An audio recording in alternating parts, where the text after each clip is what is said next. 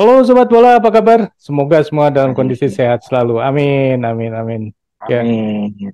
Sadil Ramdhani dikomentarin oleh netizen, ya Ya, warganet. Katanya kenapa main di klubnya lebih bagus daripada bermain di timnas. Terus akhirnya berbalas pantun. Bro Ipung. iya betul. Ya memang itu adalah konsekuensi seorang public figure.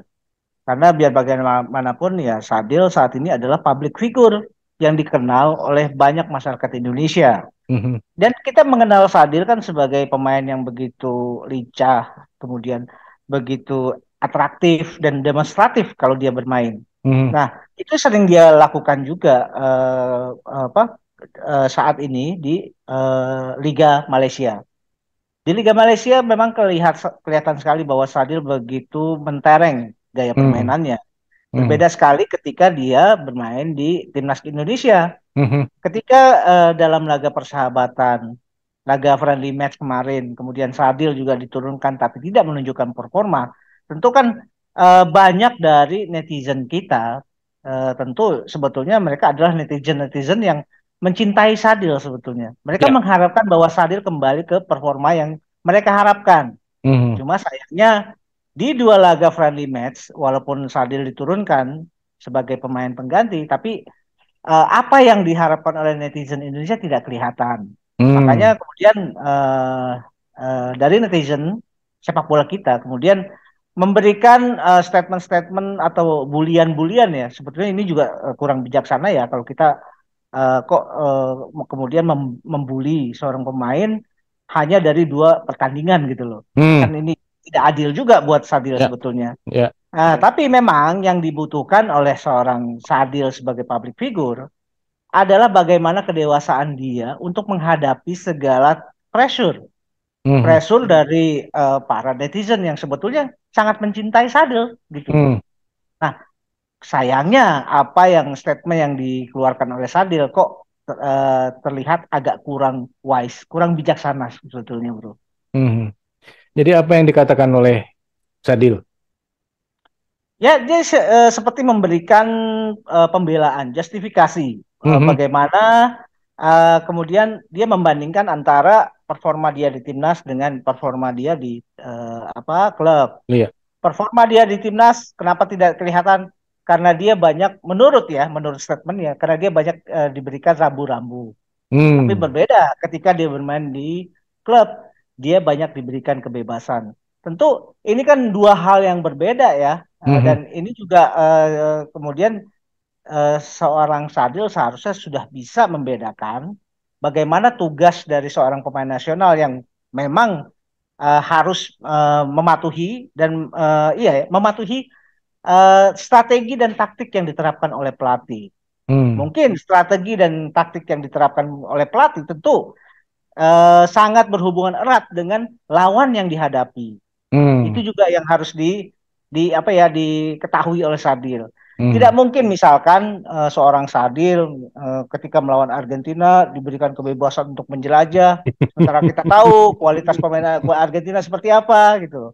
Ini kan juga harus menjadi perhatian oleh Sadil. Ya. Sementara kalau dia bermain di Liga Malaysia yang mungkin kualitasnya ya so-so lah dengan Sadil. Mungkin secara kualitas individu mungkin Sadil ada di atas mereka. Hmm. Tentu Sadil bisa secara demonstratif, secara Mhm. atraktif Mhm. itu memperlihatkan apa yang dia punya gitu loh. Hmm.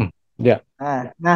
Cuma ya itu tadi cara Sadil mengungkapkan kekecewaannya terhadap bulian dari netizen itu saya pikir kurang pas gitu loh. Hmm. Walaupun pada akhirnya Sadil juga kemudian menyadari bahwa dia ini salah dalam menanggapi bulian-bulian atau statement-statement dari netizen dengan permohonan maaf gitu loh. Hmm. Hmm. Hmm. Saya pikir ini adalah sebuah pembelajaran yang bagus buat seorang public figure, buat seorang pesepak bola profesional. Ya. Gitu. Bahaya tuh. Bahaya sebetulnya. Di mana bahayanya, Bro? Itu tadi kan belum tentu ya apa yang diungkapkan Sadil dengan membandingkan peran dia di timnas dengan peran dia di klub. itu juga masuk ke dalam katakanlah toleransi dari pihak apa Ya, tim jajaran pelatih gitu loh. ya, ya, Jangan sampai ini menjadi bumerang buat ya, Sadil. ya. Nah, saya sih berharap bahwa ini tidak memberikan apa indikasi bahwa Sadil akan tersingkir. Mudah-mudahan sih saya berharap tidak ya. Karena Hmm, biar bagaimanapun Sadil masih pemain yang secara individu sangat bagus gitu hmm, loh. hmm, Dan belakangan juga dia kan juga sudah terlihat begitu rajin ya untuk naik turun dan membantu pertahanan.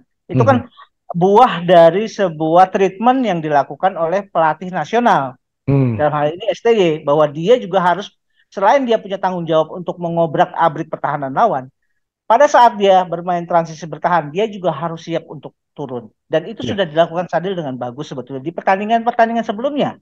Hmm. Nah, saya tidak ingin bahwa kemudian statementnya Sadil ini kemudian menjadi trigger buat katakanlah jajaran pelatih nasional untuk memban katakan.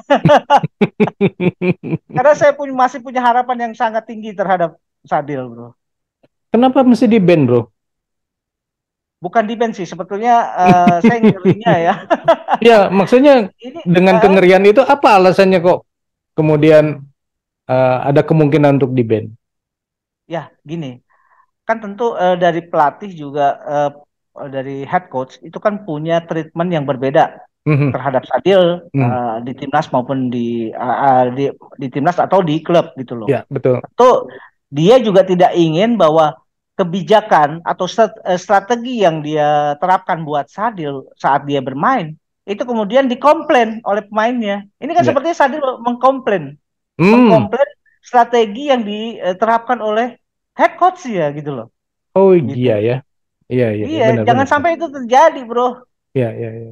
Heeh. Ya ini kan seperti seolah-olah mengatakan bahwa gua main buruk di timnas ini karena memang disuruhnya begini gitu kan.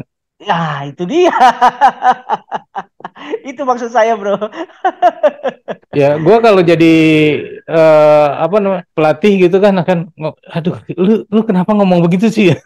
Ya, itu dia. Bahaya ya. Iya bahaya ya, benar ya. Oke. Nah Betul. ini mestinya seperti apa nih sekarang yang mesti dilakukan oleh apa oleh Sadil ya. Saya paham sih. Kalau misalnya Hmm, ketika melawan sesama tim di Liga Malaysia, tentu kualitas pemain atau kualitas pemain di Liga Malaysia itu tentu tidak sebaik permainan pemain Argentina kemarin. Pasti itu, betul. ya Pasti, kan? pasti. Dan karena itu treatmentnya kan pasti harus berbeda juga kan. Gitu. Betul, Tidak mungkin betul. treatment yang ada di Liga Malaysia ini kemudian diterapkan melawan Argentina. Ya takutnya jadinya Iya, malah kedodoran dan itu terbukti kan. Beberapa iya. kali Sadio membawa bola terus akhirnya juga bisa dengan mudah Intercept dipatahkan ya. oleh lawan dia. Iya, betul. Ya Oke. memang itu yang saya apa? Saya khawatirkan ya.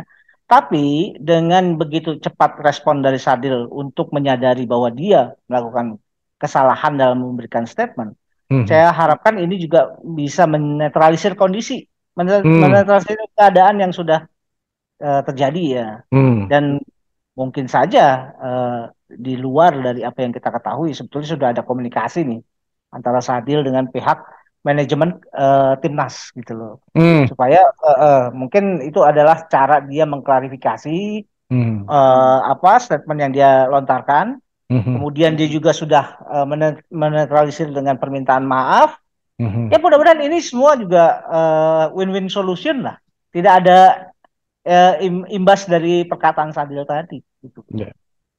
Tapi ini kan kalau bulan September ada FIFA Matchday, kemungkinan dipanggil laginya gede nggak nih? Nah, itu dia. Kita nggak tahu juga ya, bro. Tapi gini ya, kalau Eh, saya misalkan tidak akan memanggil lagi Sadil, hmm, berarti saya harus menemukan pemain lain yang kualitasnya kira-kira setara atau lebih baik daripada Sadil. Itu ada nggak? betul. Sebetulnya gini, kita Sadil kan bermain di posisi sayap ya. Mhm, Sayap kanan, entah dia di sayap kanan atau di sayap kiri. mhm, Sebetulnya banyak kalau kita perhatikan, belakangan ini kan kita melihat bahwa kekuatan timnas kita berada di permainan sayap. Hmm. Ada banyak talenta-talenta yang bisa bermain di sayap. Hmm. Yakob Sayuri bisa, gitu loh. Kemudian dulu juga kita punya Ramai Rumakik, gitu loh. Nah, jangan sampai ya ini kemudian muncul lagi, apalagi STY ini kan juga pemain seorang pelatih yang berani untuk mengorbitkan pemain di usia muda. Di situ kita bisa melihat ada apa Nico Afrianto Nico itu juga Hmm. kan pemain sayap yang cukup bagus gitu loh bro. Nah ya inilah yang harus dicermati bahwa posisi pemain-pemain yang saat ini ada itu tidak menjamin bahwa mereka akan menjadi langganan gitu loh. Waduh. Ada pemain-pemain yang siap mengorbit karena kebijakan STY yang berani untuk mengkat satu generasi, kemudian mempercayakan tim nasional senior kepada anak-anak muda yang bahkan di usia belum 20, Hmm. itu kan imbasnya adalah banyak pemain-pemain muda yang sekarang itu sangat termotivasi karena Hmm. kemungkinan mereka untuk mengorbit secara cepat itu ada. Ya, ya. Apalagi dibarengi adalah kebijakan-kebijakan masing-masing klub. Lihat Persija. Persija sangat berani untuk Thomas Doll tuh untuk mengambil pemain-pemain muda menjadi pemain utama. Lihat juga Persib, Makassar. Itu juga semua sebetulnya klub-klub liga kita ini sudah mulai mindsetnya berubah. Tidak Hmm. lagi memakai pemain yang itu-itu aja. Mereka sudah Hmm. siap Hmm. dengan tambahan amunisi dari akademi sepak bolanya, gitu Hmm. bro. Dan ini sebuah menurut saya sih ini sebuah perkembangan yang menarik, gitu. Wah, ini kalau melihat situasi seperti ini beneran bahaya. Iya bro. Aduh, oke sobat, itulah obrolan kita mengenai Sadil dengan berbalas pantunnya dengan netizen ya, warganet Indonesia. Ini kalau menurut sobat sendiri ini gimana nih Sadil di timnas senior nanti FIFA Matchday? Apakah ataukah? Silakan tulis di kolom komentar ya. Kita akhiri dulu obrolan kita kali ini, kita lanjut di video yang akan datang. Sampai jumpa. Bye. Thank you bro.